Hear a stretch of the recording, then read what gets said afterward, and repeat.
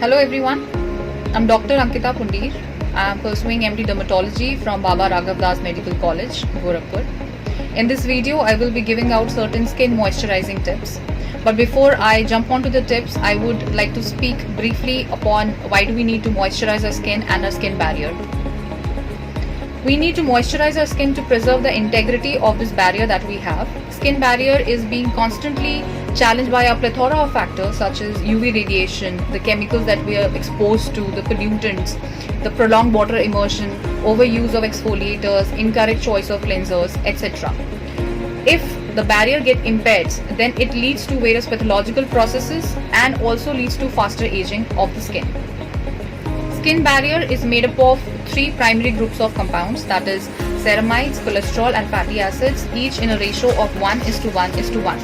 This barrier helps and prevents the transepidermal water loss. There are other factors also that contribute to skin hydration such as sebum production, natural moisturizing factor and glycosaminoglycans such as hyaluronic acid and heparan sulfate that bind to this water and keeps our skin hydrated, makes us look younger. Coming to moisturizers, whenever one goes to buy any kind of moisturizer for themselves, they should know and they should be aware of the ingredients that are present in these moisturizers so that they are able to choose the correct kind of moisturizer on the basis of the need. Talking about the ingredients, the first ingredient is a barrier repair moisturizer. It contains, as I've already described, ceramides, cholesterol, fatty acids and pseudoceramides formulated in a multilaminar emulsion. Dry skin types should always use a barrier type of moisturizer, especially in seasons like winters. Next ingredient is emollients. Emollients are substances that fill up the spaces between the desquamating corneocytes and helps us to smoothen the skin instantly. For example, shea butter, cocoa butter, collagen, oatmeal, these are emollients. They should be used on a regular basis, especially in people who are prone to develop dry skin. Next ingredient is occlusives. As the name indicates, they occlude the skin surface and preserve water loss from our skin. Agents that are occlusives, they are very greasy and they are best applied in winters. Example of occlusives are petrolatum, paraffin, oils, lanolin, squalene, dimethicone, propylene glycol, etc. Another ingredient is humectants. Humectants, they tend to absorb moisture from the atmosphere and increase the moisture content of the skin. But one must be careful while using humectants because when the atmospheric humidity goes low, then they tend to absorb water from the epidermis and dermis, rendering it even drier. So I think according to me, it's a good practice to apply a layer of humectant and coat it up with a layer of occlusive.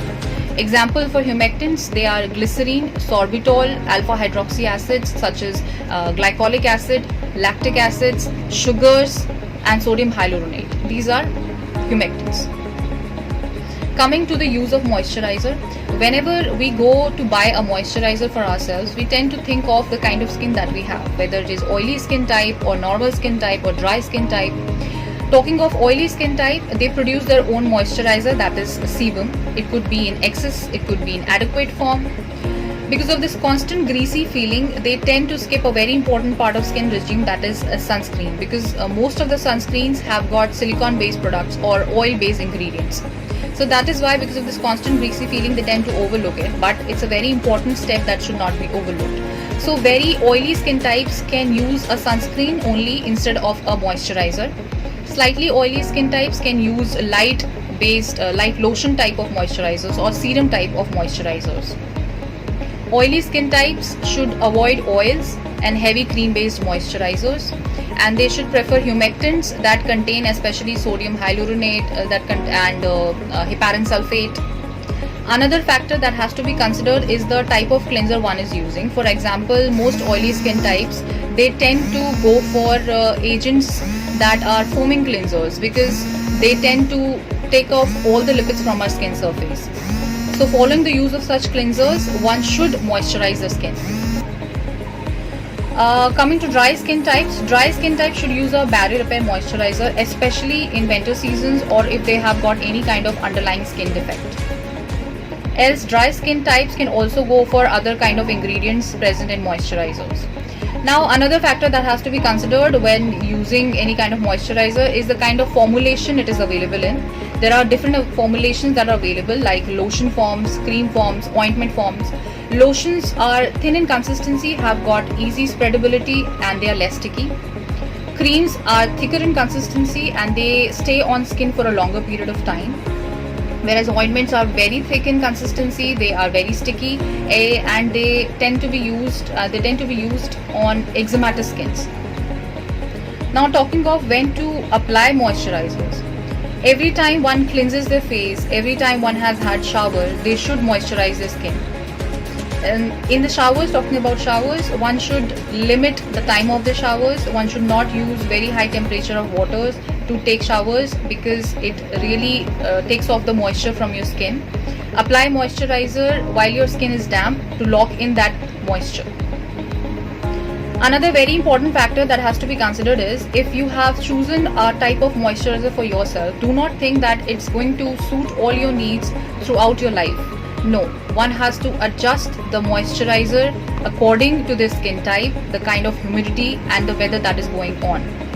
Always change your moisturizer and use it accordingly what you need. Another point that I would like to talk on is, many people also use olive oil as a moisturizer for themselves, but one must be careful while using olive oil, because it contains oleic acid, which has got its hydrophobic tails at an angle, and this angled tail could disrupt the barrier, the bilayer membrane structure of our skin. Coming to the last point, one must always use gentle, colorant-free, fragrance-free and hypoallergenic moisturizers, especially if one has got a sensitive skin. So I hope this video would be helpful and informative to all of you. This was